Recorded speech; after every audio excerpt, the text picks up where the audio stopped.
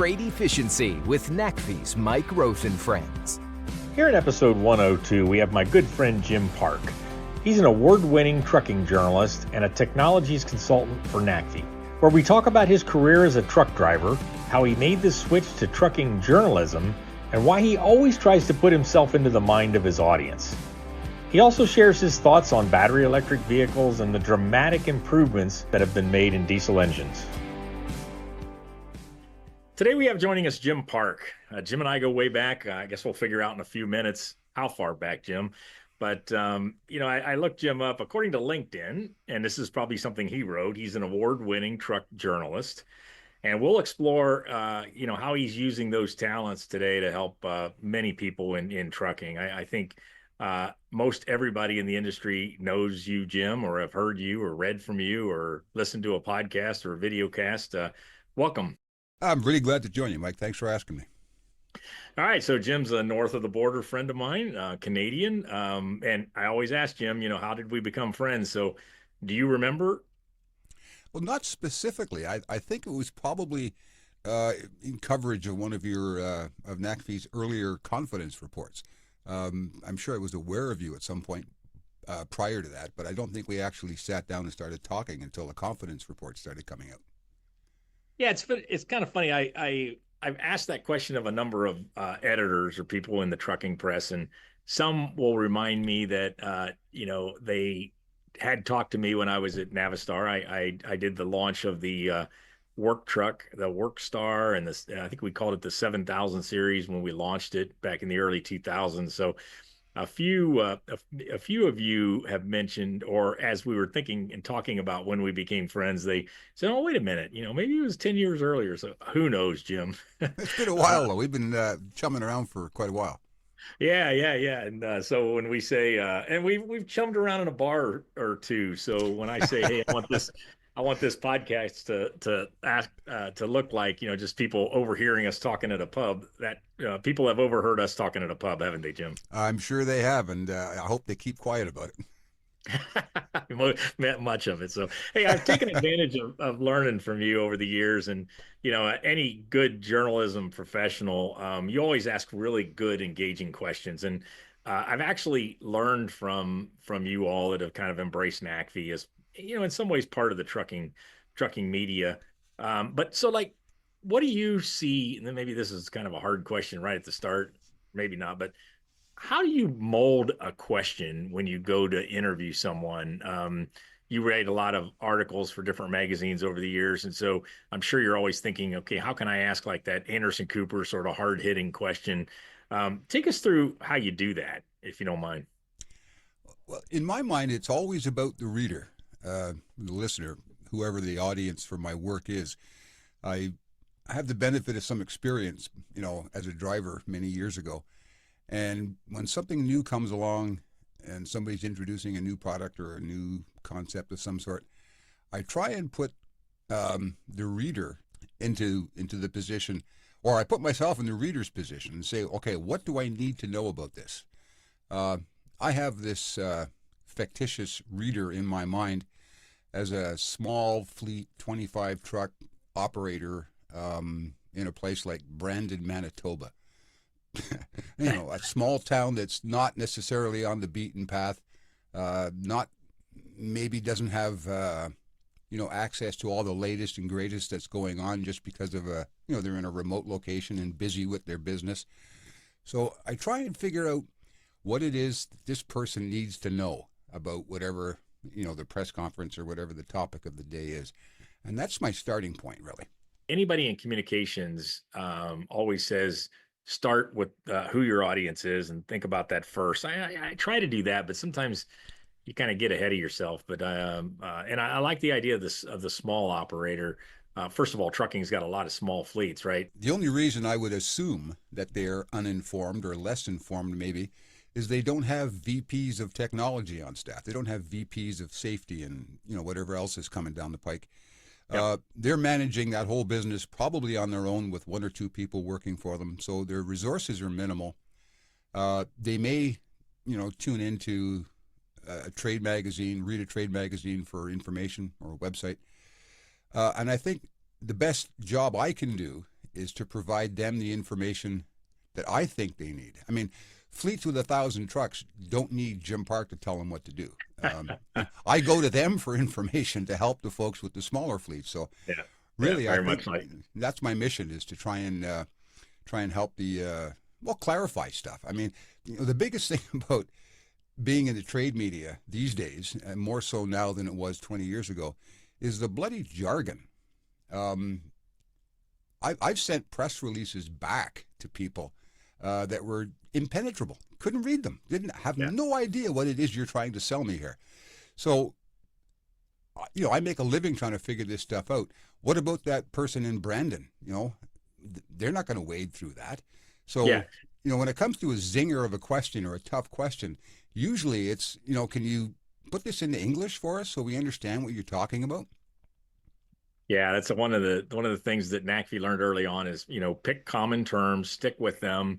Occasionally you can say, well, like right now we're changing how we talk about what we've called battery HVAC over the years. The APU that's battery driven, and really the industry calls it an electric APU. So we're changing and calling it electric APUs, and maybe we'll say sometimes called battery HVAC. But be clear and be simple. You can't make change with being confused. Hey, you brought it up a little bit ago that you started as a truck driver, and I've heard you introduced dozens of times, and the whole audience goes, "Oh, well, Jim was a truck driver. He gets me." So, and then they just kind of move on. It gives you like a credibility card right out of the chute. But hey, let's dig into that a little more. What kind of trucks did you drive? What did you do? And then why did that? Very like digging deep. What's that really meant to you as you've done your journalism work? Well, I started the old-fashioned way back in, I think it was 1978 or 79. When I was going to college, I had a part-time job as a driver I worked for one of what we called a driver service at the time, who was an overflow provider. They'd need a driver for a city route or something, and they'd call guys like me, and we'd come in and spend a day at this company and another day at that company. So I started on straight trucks, and I started doing P&D routes, around the city of Toronto. Not glamorous work, to be sure, but I had some foundation before I actually went to get my Class A CDL for tractor trailers. I did that for, I think, 2 years. Then I went to work for a grocery company in Burlington, Ontario called Lumsden Brothers. I went to work for Lumsden Brothers because they had Mack R model straight trucks. Everything else I was driving up to that point and no reflection on the company, but the old International Lodestars, those old GMCs, they were Dodge slab cab trucks. When you're the overflow driver, you don't get the best truck in the fleet, if you know what I mean. So I thought I'd just knock on Lumsden's door and see if I could get a job there. And sure enough, they hired me. Worked there for 2 years. Somewhere over the course of that time, I'd get my 44 hours in by Thursday, which was not unusual. And on Friday, I begged and pleaded with the boss to send me out with the tractor trailer guys so I could learn how to drive a tractor trailer. So I went down to the ministry, wrote my paperwork, did the exam, had my learner's permit, which was basically just the fact that somebody else had to be in the truck with me while I was driving. And I learned how to drive tractor trailer at the hands of 2 or 3 veteran drivers at Lumsden's who, over the course of maybe 6 months on Fridays, taught me what to do. And it was all real world stuff right from the moment we pulled out the gate. There was nothing theoretical about it. It was all, left seat driving. So from there, I went on to a tanker company. I started hauling tanks. That was a strange transition from groceries to tankers, but I stayed on tanks for most of my career. I wound up with air products and chemicals in Nanticoke, Ontario.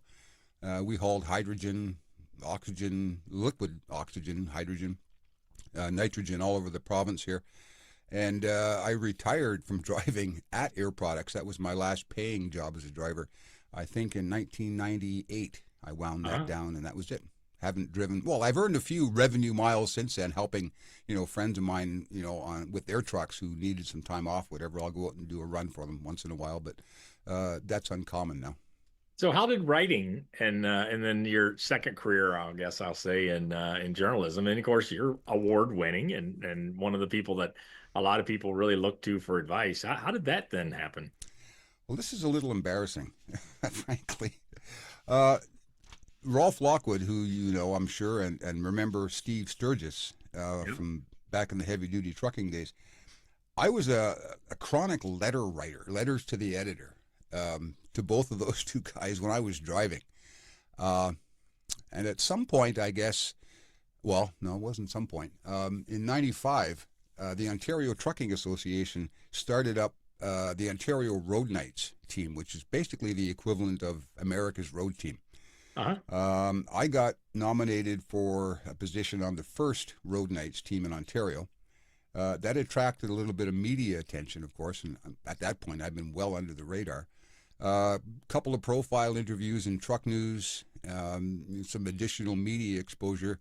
They found out about my letter writing, letters to the editor writing, and said, you know, these are pretty good letters. Do you think you could write us an article on something? So the first article I ever wrote was about batteries. I remember it was for a small driver-centric publication in the U.S. called RPM, and they liked it and published it. And then she said, "Well, that was really good. Can you write another one for us?" And I did, and that turned into a sort of, you know, part-time gig, writing an article every couple of months, and I liked that, and that was cool. They hired me eventually as a contributing writer. They started up RPM Canada, I should say, and I started working for RPM Canada. At that point, Rolf Lockwood at Newcom, Today's Trucking, was in the process of starting Highway Star magazine, which was a driver-centric publication. And I guess when he knew me from the Road Night days, and of course all the letters I'd written to him, and he asked me if I would come on board and, you know, join in the launch of this Highway Star product, which I was happy to do so. Regrettably had to leave RPM Canada, which is where I started, and I always have a soft spot in my heart for those folks. And that was it. Pretty much the summer of Here you went. 1999, I started with Highway Star, and So so you've been a trucking editor for 25 years, and it started by you probably criticizing other editors and letters to them, right? it wasn't necessarily criticizing. I'm sure I took a few shots at them from time to time, but it was mostly if they were missing the point. I thought I would chime in and say, "Hey guys, you know, this is some real world experience here. I know what you do. You blah blah blah. Take this Yeah. into account," and they did, Yeah. which was Yeah. surprising. Yeah. Well, I think you know there's a bunch of other people that have done something like you've done, and that is, you know, you have a career and then you go either teach or what you did with Wright. So that's very interesting. Thanks for that. Hey, a couple more things. I mean, full disclosure, you helped NACFE with a tire report about 10 years ago, and you're again helping us.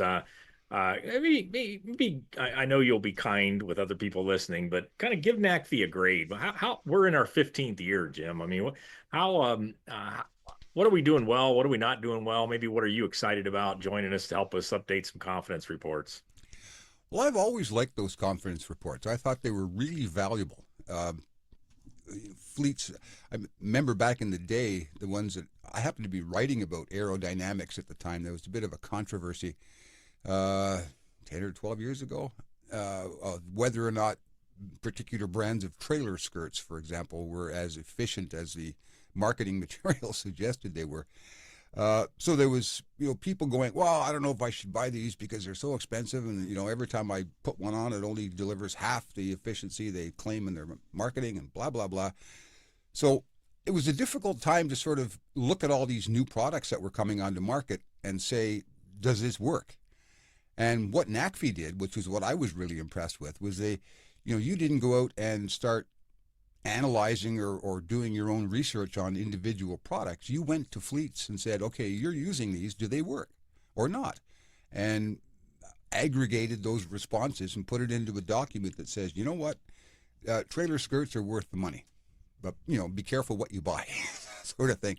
And the other confidence reports you've done over the years, HVAC, the tires, there's been lots of them. And they've all taken people down that road that says, okay, here's this new technology. Here's what it's all about. Is it right for you? Maybe not. Read this, we'll, come to your own conclusion. But you were never judgy about stuff. Yeah. You always just put the facts on the table. This is what the big fleets told us, their experience was with it. Right. And, as a small fleet in Brandon, you can't call up Schneider and say, hey, does this work? Because they're not going to talk to you.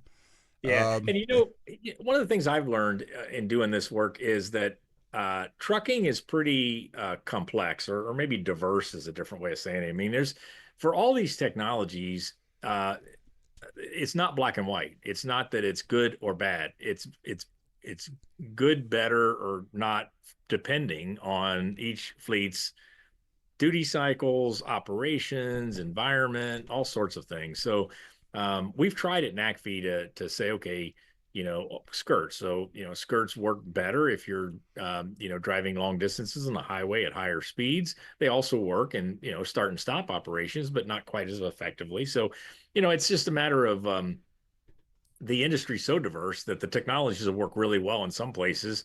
They'll work sort of well in others, and maybe get in the way and not work in others. So that's the challenge when we go look at things.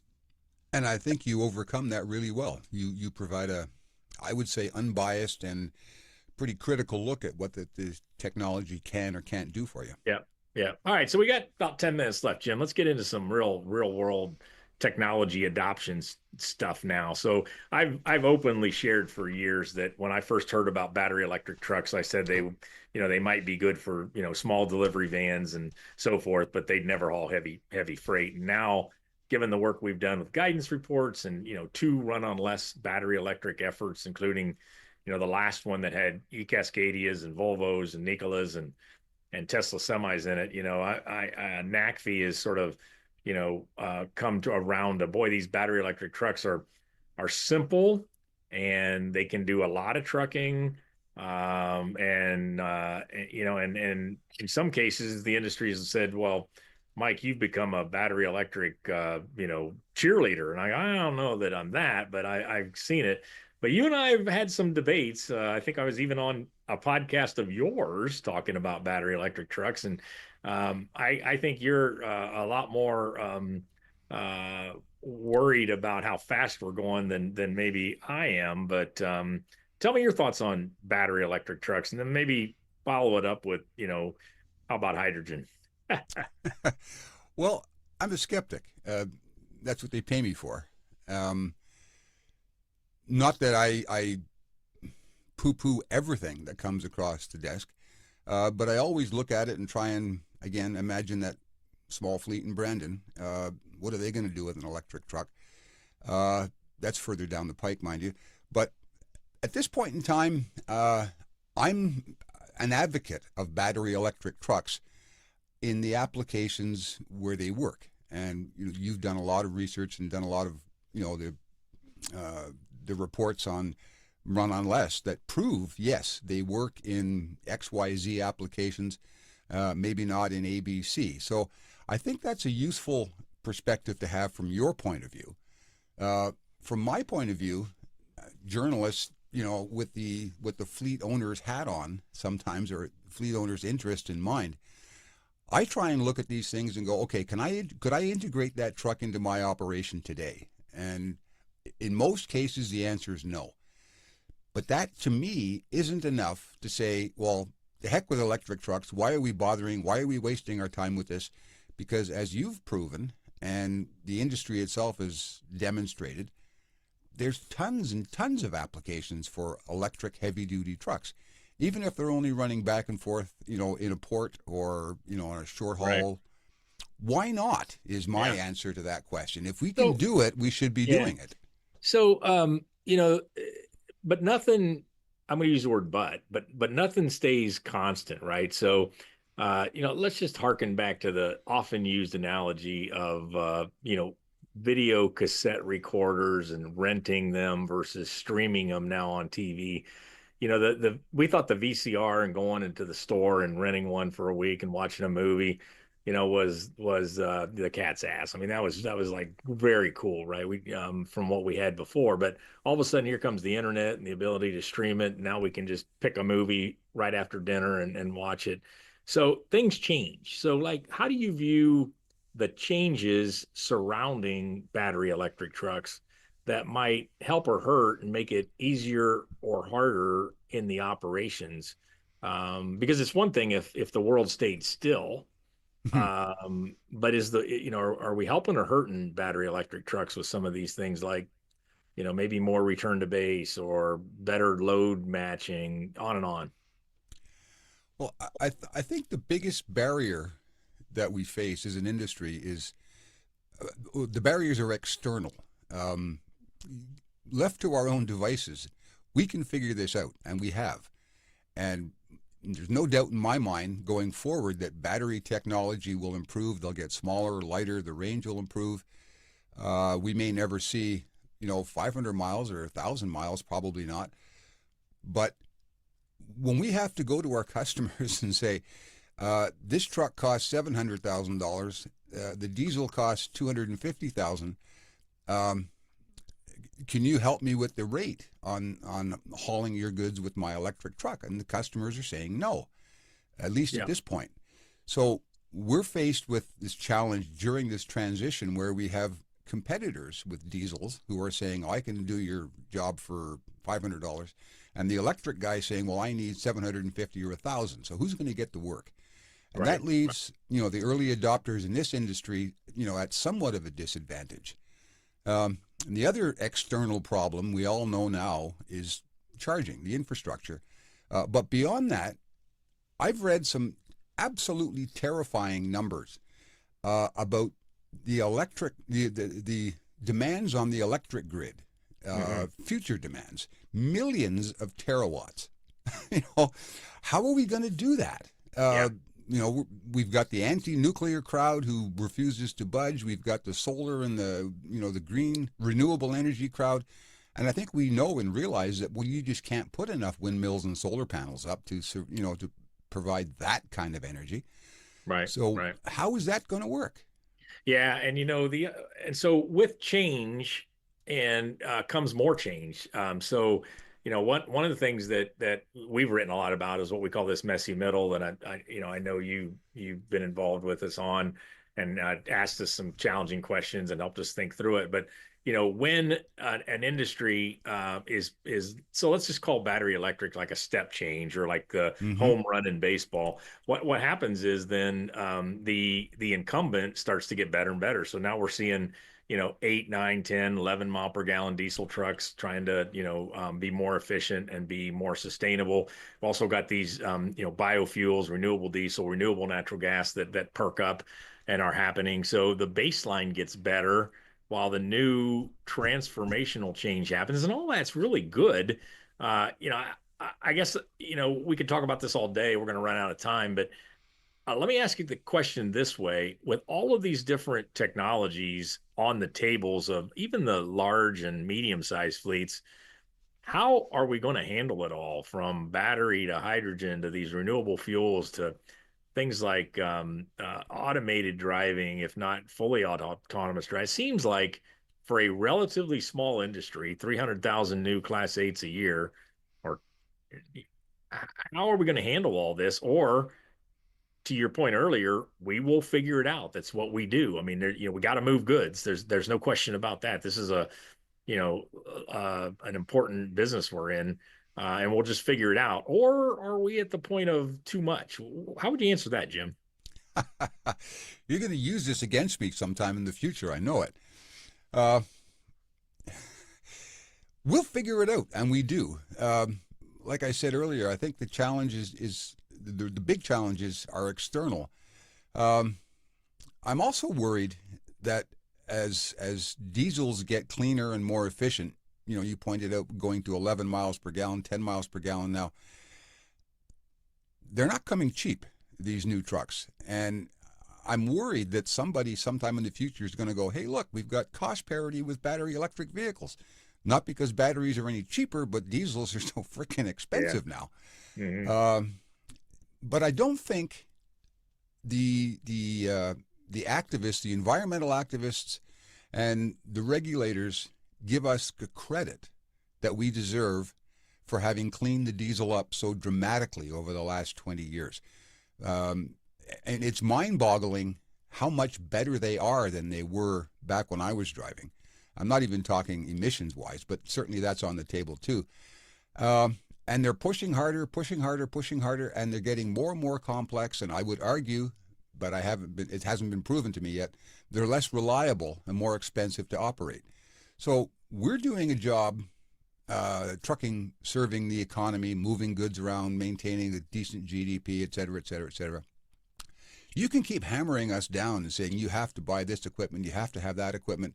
The industry is going to say, well, my old truck works just fine. I'm just going to keep pouring money into this because I don't trust this new stuff, and I certainly can't afford it. Yeah. So are we not just delaying the rollout of this newer, cleaner equipment by making it prohibitively expensive and far too complex for that small guy in Brandon to ever own? Yeah, no, that's a very good question. I mean, I think a lot of technologies, as they mature to get better, they got to be more complex. And I think that's what we're seeing. To get to this latest round of NOx in 2027, we didn't even have after treatment. Now the after treatment is more expensive than the engine, and it has tons of opportunities. So I think, you brought up reliability. I mean, I do think where we can make battery electric trucks work, I do believe the reliability is going to be significantly better than where we're headed with diesel. It's just, even though we know it and we've got lots of experience, they've just become so many different and extra failure points on these complex vehicles. So very good insights there, Jim. Hey, I'm going to have to stop there. Thank you so much for joining me. I really appreciate you walking us through your truck driving career. I've been with you many times, and no one's gone into depth there. I think that for me, that just reminds me how that just brings you so much experience and credibility to the work you've done. So what's the future hold for you?